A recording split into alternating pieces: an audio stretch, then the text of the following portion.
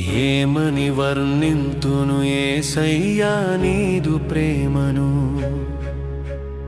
ఏ పాటి వారమని మా కొరకు ప్రాణం పెట్టవు. పాపపు ఊబి నుండి పైకి లేవదీసినావయ్యా, నీ అనంత ప్రేమనను నీ దరికి తెచ్చినది.